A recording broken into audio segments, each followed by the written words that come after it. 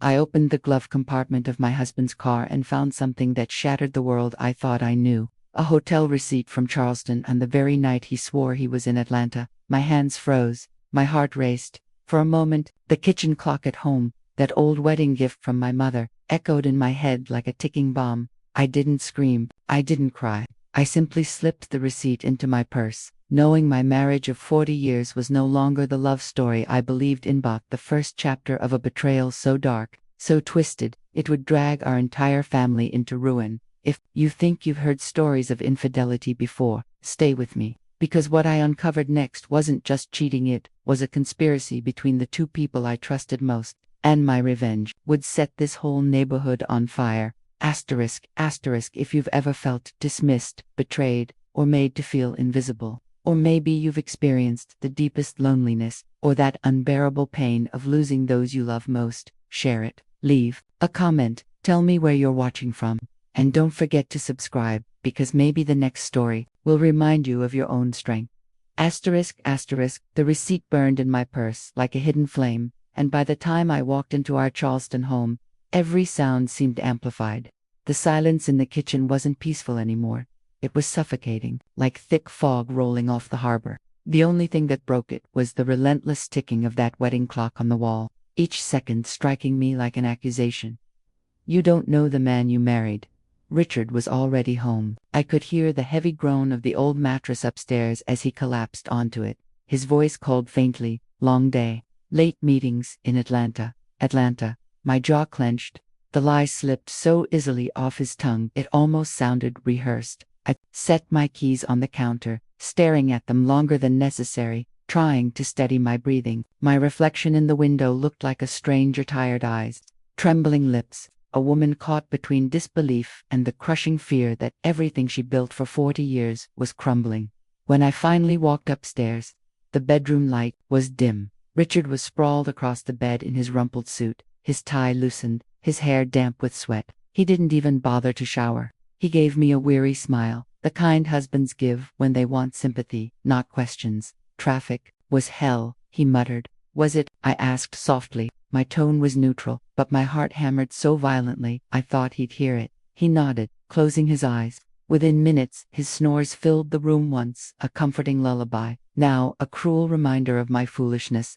I stood at the doorway, watching him breathe so peacefully, while inside me a storm was raging. The faint trace of perfume clung to his jacket on the chair, not my rosewater scent, but something sickly sweet, foreign, invasive. I touched the fabric lightly, as if testing reality, then pulled my hand back like it burned me. I wanted to scream. I wanted to shake him awake and demand answers. But instead, I pressed my palm to my chest, whispering only to myself, not yet. If he is lying, I will catch him in the truth. I walked back downstairs, forcing myself into the rhythm of domestic chores, collecting his wallet, straightening the mess he left behind. That's when his phone lit up on the counter. My stomach twisted. Richard never used email. He always said technology was too complicated, but there it was, glowing like a sinister omen. I picked it up, my thumb trembling, and the subject line alone felt like a knife. You were incredible tonight, Dad. The blood drained from my face. My knees buckled, and I gripped the edge of the table to keep from collapsing. The words echoed in my mind, Dad.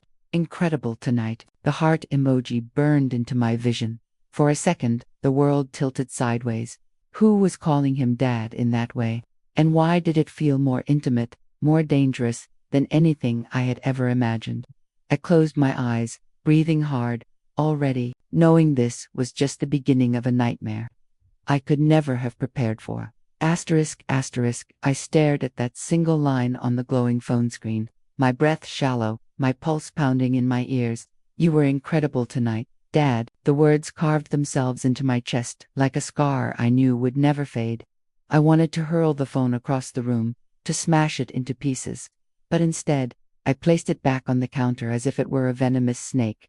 Careful, deliberate, controlled. If Richard was hiding a life, I would uncover it. And if he thought I was blind, he had underestimated me. The house around me suddenly felt alien. The shadows on the walls stretched long and accusing.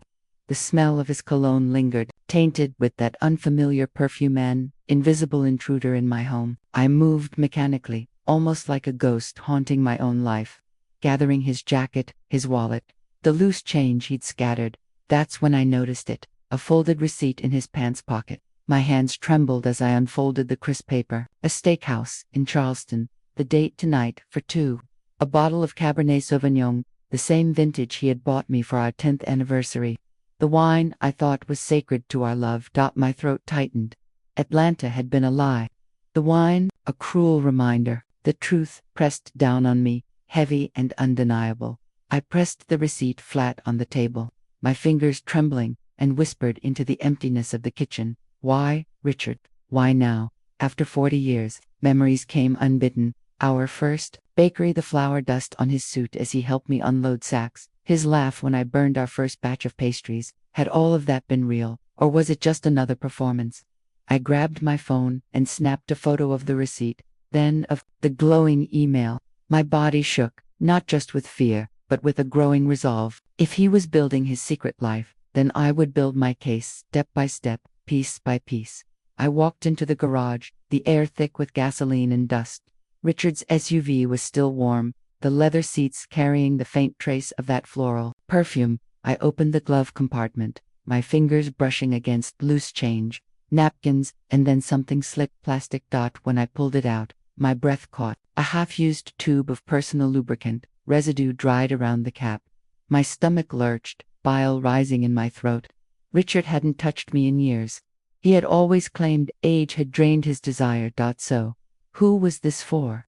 My knees almost buckled under the weight of the evidence, but I steadied myself. I placed the tube back carefully, wiped my hands raw with a napkin, as though I could scrub away the betrayal. Fear had nearly broken me, but in that moment, something harder, colder, sparked inside.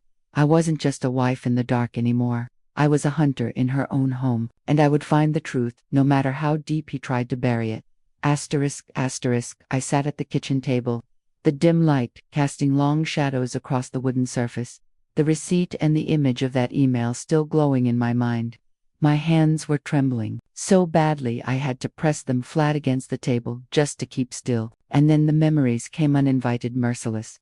Flooding in like a tide, I couldn't hold back. I saw us on our 10th anniversary. Richard smiling as he uncorked that very same bottle of Cabernet. We were in a candlelit restaurant then, the world small and safe, just the two of us celebrating my little bakery's success. He raised his glass and said, "To us, Margaret, to building something no one can ever take away." I believed him. I built my life around that belief. Now that same wine was poured for someone else. Not for a wife, but for who? My stomach twisted at the thought. I walked to the living room and picked up an old photo from the mantel, our son Daniel's wedding day. Richard looked proud in his gray suit. I was holding a bouquet, and Emily, my daughter-in-law, stood beside Daniel with a shy smile. She looked like family then, fragile and hopeful, clutching Daniel's arm as if she belonged. But a chill crept over me now as I stared at her face in the picture.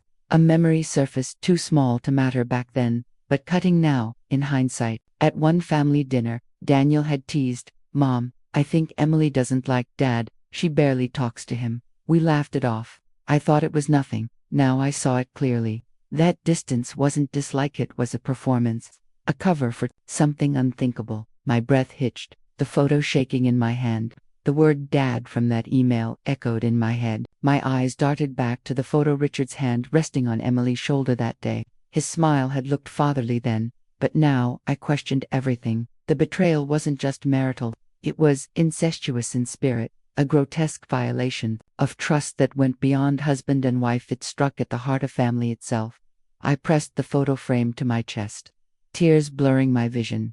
But then a cold resolve took root. If it was true, if Richard and Emily had crossed that line, then it wasn't just my marriage that was poisoned. It was our family legacy, our home, our son's life. The clock ticked louder on the wall, every beat like a drum urging me forward. Wiped my tears with the back of my hand, whispering into the silence, "This isn't just about me anymore. They've betrayed Daniel. They've betrayed everything we built." The rage inside me no longer burned wild and chaotic, it hardened, sharp and deliberate. And in that steel-edged silence, I made a vow. I would uncover every secret, expose every lie, and I would do it not just as a wife, but as a mother. The night stretched on, but sleep never came. I sat at the kitchen table with Richard's receipt spread before me, my phone in hand, snapping photos of every scrap of evidence like a soldier cataloging weapons for war. The glow of the screen lit up my face, making me look like a stranger, haunted eyes, clenched jaw, a woman reshaped by betrayal. Every click of the camera steadied me, the wine receipt, the incriminating email, the tube of lubricant, the crumpled napkins soaked in that alien perfume I found under the backseat of his SUV. I photographed them all, careful to capture dates, times, details, proof, hard proof. But I knew pictures weren't enough. Richard was meticulous when it came to covering his tracks, his phone scrubbed clean, his messages sterile and empty. If I wanted the truth, I would need someone who could see beyond the mask. I pulled out my contacts, my thumb hesitating over an old name, Mrs. Miller. She was a friend from years ago, a sharp woman who once whispered to me over coffee, "Margaret, if you ever suspect Richard, I know a man, discreet, reliable, a private investigator who finds the truth no matter how dark it is." I never thought I'd need that number. But tonight, with the shadows of deceit crowding around me, I dialed. My voice trembled when she answered. "Hello, Mrs. Miller, it's Margaret," I whispered. "I need Thomas's number. The investigator, please." There was a pause heavy with understanding. "Margaret, did, Richard, I can't talk about it now," I cut in, my pride stinging, my throat tight. "But I need to know. I need the truth." She sighed softly, then gave me the number. My hands shook as I copied it down. Within an hour, my phone buzzed with a message from a stranger. "Mrs. Roberts, I understand. Meet me tomorrow at noon. Downtown, cafe, bring what you have." The words hit me like a lifeline thrown into stormy waters. I closed the message and looked around my kitchen. The ticking clock, the stack of unpaid invoices from the bakery, the half-empty coffee cup Richard had left behind, all of it felt like the set of a stage where I had played the fool for too long. Not anymore. I gathered the photos onto a flash drive, hiding it deep inside a jar of flour in the pantry safe, concealed, waiting. Then I pressed my hands flat against the counter, my breath shaky but steadying, and whispered to myself, "This ends on my terms." Upstairs, Richard's snores carried through the walls, oblivious, careless, but as I turned off the kitchen light and let the house fall into darkness, I knew something he didn't. The game had just begun. Asterisk, asterisk. The next day, Charleston's streets felt colder, even under the warmth of the noon sun. I walked into the small cafe downtown, clutching a plain envelope pressed tightly against my chest. Inside it were the photos I had taken, the receipt, the email, the napkins, the tube of lubricant captured in sterile light. Each image felt like a fragment of my broken marriage, gathered like shards of glass. The cafe smelled of roasted beans and fresh bread, normally comforting, but today it was suffocating. I chose a corner table, half hidden by a potted plant, my eyes darting to the door every time it opened. At exactly 12 o'clock, he walked in. Thomas, a stocky man in his 50s, with graying hair, dressed simply in a light blue shirt and worn leather shoes, but his eyes penetrating swept across the room until they landed on me. He approached with a quiet assurance, sliding into the seat across from mine. "Mrs. Roberts." His voice was low, steady. "Yes," I whispered, pushing the envelope toward him with trembling hands. "This is all I have."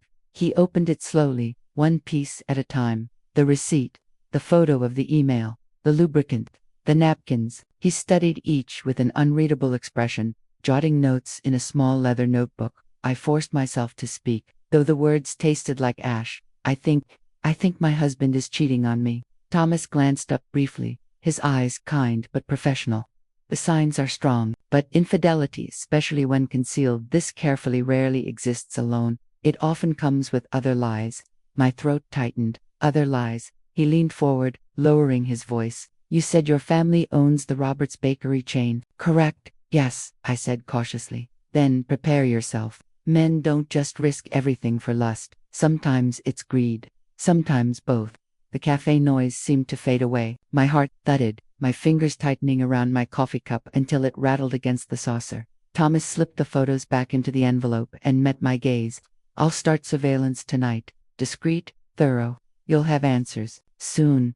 "But Mrs. Roberts," he hesitated, his tone almost personal now. "Be ready. The truth rarely stops at the first layer. it cuts deeper. I swallowed hard, blinking back tears.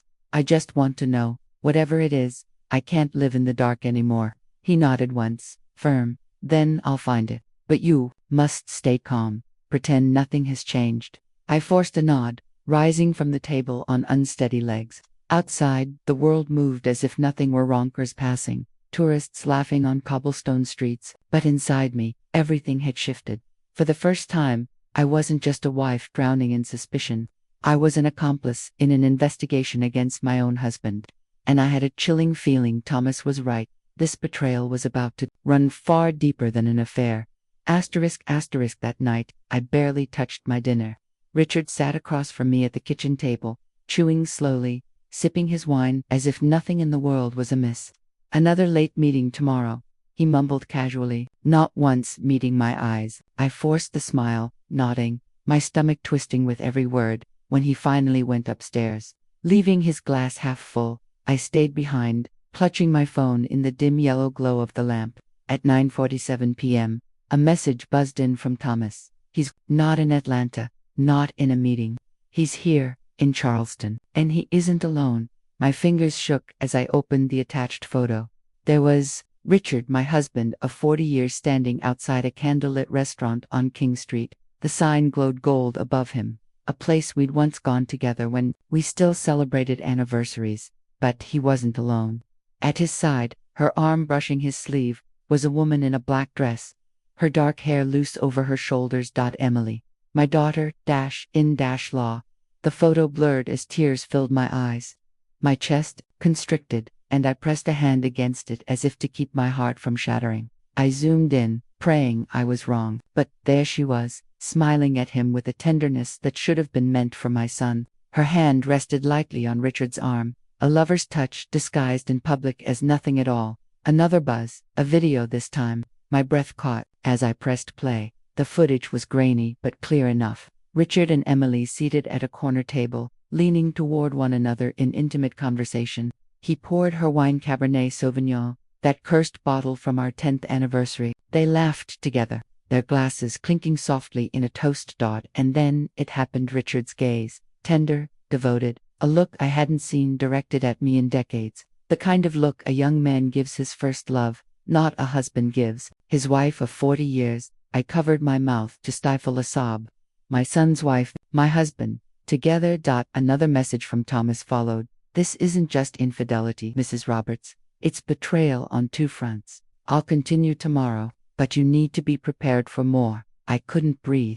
I pushed the phone away, as though it had burned me, but then I pulled it back, watching the video again, like a masochist punishing herself. Each replay carved the wound deeper. Emily, whom I had taught to bake our family's flan, whom I had embraced like a daughter, leaning in to whisper in my husband's ear. Richard laughing in a way I hadn't heard in years. The betrayal was no longer suspicion. It was undeniable truth. I staggered into the kitchen, gripping the counter, my reflection in the dark window staring back at me, broken, trembling, yet still standing, and in that reflection, I saw not just a grieving wife, but a mother betrayed. The wound was fatal, but somewhere deep beneath the pain, something else sparked to life. Rage.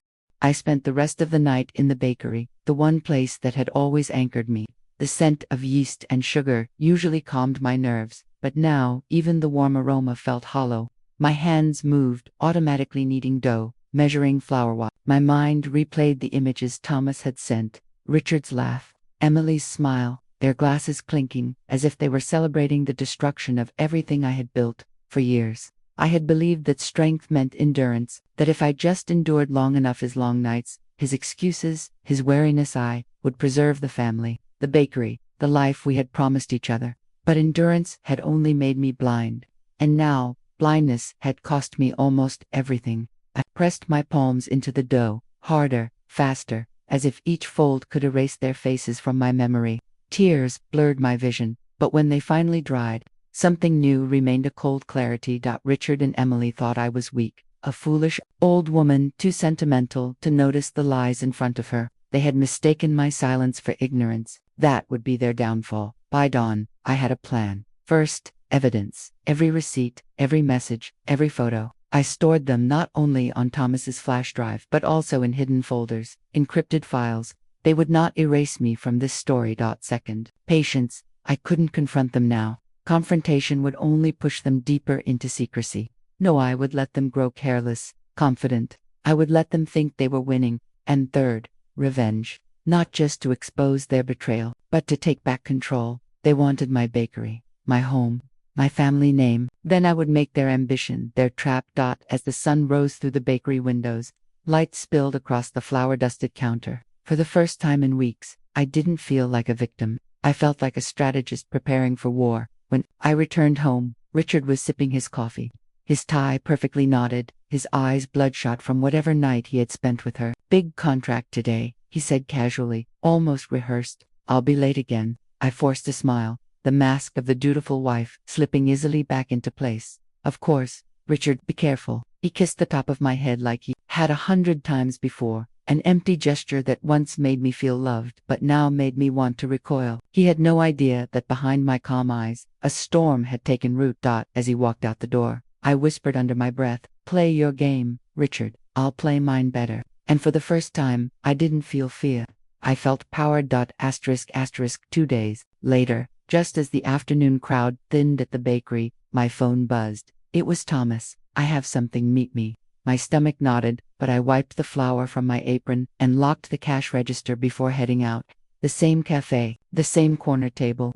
This time, Thomas's face was graver. He slid a small envelope across the table. Photos and an audio file. He said simply. My hands trembled as I opened it. The first photo showed Richard and Emily leaving a law office downtown. Emily wore a beige dress, oversized sunglasses, hiding most of her face, but her posture was unmistakable, confident, almost smug. Richard walked beside her, papers tucked under his arm, his expression determined. The second photo, both of them standing outside a hotel, too close, too familiar. His arm brushed her waist, her hand adjusting his tie as if she belonged there. But it was the audio file that broke me. I slipped in my earbuds, the cafe's hum fading as Thomas pressed play on his phone. At first, Richard's voice, low, controlled. "Don't worry, Emily, the contracts will be ready soon. She won't suspect a thing." Then, Emily's laugh, sharp and cruel, cutting through me like glass. "That bakery should have been ours already. That old hag doesn't even know she's baking her last batch. Once it's in my name, I'll make it bigger, flashier. She'll be left with nothing." My breath caught. Old hag. The words tasted bitter in my mouth. My chest ached, not just from betrayal but from rage, so raw it made my vision blur. Richard, again, patience. She trusts me completely. When the time comes, she'll sign whatever I put in front of her. She always does. I yanked the earbuds out, my hand shaking as I shoved them back across the table. My throat felt tight, my pulse hammering in my temples. "They're not just betraying me," I whispered, my voice shaking. "They're trying to erase me, everything I built, everything my hands touched." Thomas's gaze softened, but his voice stayed steady. "Then you need to stay one step ahead. Keep collecting proof. Let them think they're winning. The bigger the lie, the harder the fall." I nodded slowly, my tears finally drying into something harder, sharper. I thought of every bag of flour I had carried, every pastry I had baked, at 4 a.m. while Richard slept, every customer who came to me not because of him, but because of me. They wanted to steal it all. Fine, I would let them dig their own grave. I tucked the photos and the recording into my purse, my voice low, fierce. "Let them plan, let them smile. When the time comes, I'll be ready." For the first time, I believed it. Asterisk. That night, after closing the bakery, I stood in the dim kitchen, the glow from the oven flickering across the tiled floor like firelight. I wiped my hands on my apron and stared at the pile of invoices on the counter. For weeks, I had been reacting hurt, humiliated, clinging to scraps of truth. But now I was in control. I pulled open the bottom drawer of the cabinet and retrieved the flash drive, where I had saved every piece of evidence. The photos of Richard and Emily at the restaurant, outside the hotel, leaving the law office. The recording of their cruel words. Even the snapshots of the perfume-soaked napkins and the tube of lubricant. I laid them out, like cards in a deck, a twisted hand that would win me the game, if played right. Richard believed I was blind. Emily believed I was weak. That was their first mistake. I thought of Daniel, my son, my pride. He still believed in his father, still trusted his wife. The truth would shatter him, but better a shattered heart than a stolen legacy. Better he faced the pain now than live in a house built on lies. So I began to plan. The first step was simple: surveillance in my own home. When Richard left his car keys on the nightstand that evening, I slipped them into my pocket and went down to the garage. The SUV still reeked of that perfume. I opened the glove compartment, pulled out the damning tube, and stared at it for a long moment. Then, with steady hands, I swapped it with another tube, this one filled with industrial-strength glue. I smiled faintly. It was poetic. Their lust would become their trap. Back upstairs, I placed the original keys back exactly where I found them. Richard snored in the bedroom, oblivious. The second step was subtler: the smoke trick. In the bakery storage, I found an old skillet and a small can of oil. With a bit of string tied to the stove's igniter, I could create smoke thick enough to send neighbors into a panic, thick enough to call the fire department. It wouldn't burn the house down, but it would bring witnesses at just the right time. Finally, I set up Daniel's old tape recorder behind a family photo frame in our bedroom. If Richard brought Emily here, as I suspected he would, capture every word, every moan, every cruel whisper. The evidence wouldn't just be mine anymore. It would be undeniable. As I finished my preparations, I looked around the darkened house. The walls seemed to hold their breath, waiting. The air itself felt charged, alive, as if the house knew it would soon bear witness to justice. I placed the family photo back on the nightstand, staring at Richard's smiling face frozen in time. My voice was calm, steady, when I whispered, "Enjoy your lies, Richard. Tomorrow, the curtain rises." Morning came heavy with anticipation. I moved through the house like a ghost, every step calculated, every gesture rehearsed. Richard believed I was traveling to sign a contract in Nashville. I kissed his cheek before leaving, the perfect performance of a faithful wife. He smiled with relief, unaware that I had already set the stage for his downfall. Instead of heading to the bus station, I crossed the street to Mrs. Peterson's house. From her upstairs window, I had a perfect view of my front door. She poured me coffee, her brows furrowed. "Margaret, are you sure you're all right?" "I just need to be here today," I answered softly. My eyes never left the house. At exactly 10 o'clock, a taxi pulled up. Emily stepped out, wearing a floral dress and dark sunglasses, her hair flowing like she was headed to a date, not her father-in-law's home. Richard opened the door quickly, glancing up and down the street, then ushered her inside. That my chest tightened, but I pressed the app on my phone, connecting to the recorder hidden in the bedroom.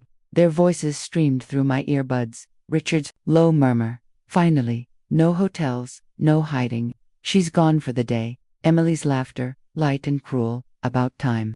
That old hag never suspected a thing. I clenched my fists, my nails biting into my palms. I had heard enough, but I waited. Timing was everything. Then came Emily's sudden scream. "What the hell? We're stuck. Richard, I can't move." Panic filled their voices. That was my cue. I tugged the string tied to the stove. The skillet of oil burst into smoke, billowing out of the kitchen window in thick, black spirals. From Mrs. Peterson's porch, I watched as neighbors rushed out, pointing at the rising smoke. "Fire! Call the fire department." Minutes later, the wail of sirens cut through the streets. A red fire truck screeched to a halt in front of my house. And then Daniel, my son, in his chief's uniform, leading his crew up the path. My heart broke at the sight, knowing what he was about to walk into. He swung the axe, shattering the front door. The recorder still streamed into my ears, Emily sobbing, Richard cursing, both trapped in their shame. And then Daniel's voice, stunned and broken. "Dad, Emily, what is this?" A younger firefighter gasped. Another muttered, "Oh my God." Neighbors crowded closer, whispers spreading like wildfire. "It's Richard, with Emily, his daughter-in-law." When the crew finally emerged, they carried the two of them wrapped in thin sheets, their bodies still glued, their faces pale and twisted in humiliation. Emily sobbed, begging, "Don't let them see me." But it was too late. The entire neighborhood had already seen. Phones were out. Whispers turned into shouts. Shameful. Disgusting. Poor Margaret. Through the window, Mrs. Peterson gripped my hand tightly. "You knew," she whispered, her voice trembling. I didn't answer. My eyes never left Daniel, standing frozen in the doorway, his face ashen, his pride and heart ripped apart in one brutal moment. And as the ambulance pulled away, sirens wailing. I whispered into my coffee cup, steady, cold, resolute. The truth is out. And this is only the beginning. Asterisk, asterisk, the hospital corridors smelled of antiseptic and despair. I sat with my hands folded neatly in my lap, the envelope heavy on my knees. Inside were the photos, the receipts, the recordings, and two neatly prepared divorce papers, the evidence of a 40-year marriage reduced to ink and paper. Through the glass window, I saw them, Richard and Emily, lying in separate beds, their bodies bandaged from the glue burns, their faces pale, their dignity stripped bare. Emily refused to meet my eyes when I entered. Richard, however, tried. His lips quivered into something between a smile and a plea. "Margaret," he rasped, his voice hoarse. "I can explain." I raised a hand, silencing him. My voice was cold, steady. "You've explained enough with your actions." I walked to the table between their beds and placed the thick envelope on it. The sound of paper hitting wood echoed, louder than any scream. Slowly, I slid the contents out, photographs of them entering hotels, holding hands at restaurants, whispering across candlelit tables. Then the printed transcript of the audio. "That old hag doesn't even know she's baking her last batch." Emily let out a strangled sob, hiding her face in her hands. Richard's eyes darted across the evidence, his composure crumbling. Finally, I pulled out the divorce papers. 40 years, Richard," I said, my voice breaking only for a second before hardening again. 40 years, and this is how it ends. You sign these, and you disappear. From my life. From Daniel's life. Forever. Richard reached for my hand, desperation leaking into his tone. "Margaret, please, don't do this." "We can," I pulled away sharply, my eyes flashing. "Do what?" "Pretend. Continue while you and Emily steal my bakery, my family, my dignity." "No, you chose your path." Emily turned to me then, her face streaked with tears. "Please, Margaret, I made a mistake. Don't ruin us. Don't tell Daniel." Her words made me laugh bitterly. "Ruin you. You ruined yourselves the moment you crossed that line. Daniel already knows. The whole neighborhood knows. You wanted my legacy, my bakery. Now all you own is shame." The nurse entered, startled by the tension, but I didn't flinch. I gathered the remaining documents, leaving only the divorce papers, on the table. "Sign them," I said quietly, my voice calm but razor sharp, "and whatever's left of your dignity will be yours to keep." As I turned to leave, Richard's trembling voice followed me. "Margaret, don't. Please." But I didn't look back. The sound of my heels against the sterile floor echoed like a gavel striking judgment. For the first time in months, I felt light, powerful, unbroken. The war was over, and I had won. Asterisk, weeks passed, and the whispers in Charleston quieted into background noise. People still glanced when I walked down the street, but their eyes carried something different now. Not pity, not shame, but respect. They had seen me broken, but they were watching me rise. Daniel moved back into the house, suitcase in hand, his firefighter's uniform hanging from the doorframe. He didn't speak much about Emily. The light in his eyes had dimmed, but he carried himself with a new weight, a man scarred yet standing. "Mom," he said, one morning as we opened the bakery together, "let me take the orders today. You shouldn't have to do this alone anymore." I smiled softly, handing him the clipboard. "You've always been my strongest recipe, Daniel. Everything else is just sugar and flour." The bakery filled with life again. Customers who once whispered now filled the shop, their voices warm, their smiles genuine. Mrs. Peterson came in with her grandchildren, squeezing my hand. "You showed us all what strength looks like, Margaret. You defended what was yours." I thanked her, but deep inside I knew it wasn't just about the bakery. It was about reclaiming myself. Every tray of pastries that left the oven wasn't just food, it was proof that no betrayal, no humiliation, could erase what I had built with my own hands. At night, Daniel and I ate simple dinners together. Rice, beans, sometimes just bread, with butter. The silence wasn't heavy anymore. It was peaceful, healing. He would tell me stories from the firehouse, and I would teach him the little secrets of the bakery he never cared about before. "Mom," he said one evening, watching me stir caramel for flan, "you make it look so easy." I handed him the spoon, smiling. "That's because I've been doing it for 40 years. You'll get there." He laughed softly, and in that moment, I knew we were mending slowly but surely. And here is what I've learned. Trust is fragile, And sometimes, even the people you love most will betray it. But betrayal does not define you. What defines you is how you rise from it. I chose not to crumble. I chose to fight for what mattered: my family, my work, my dignity.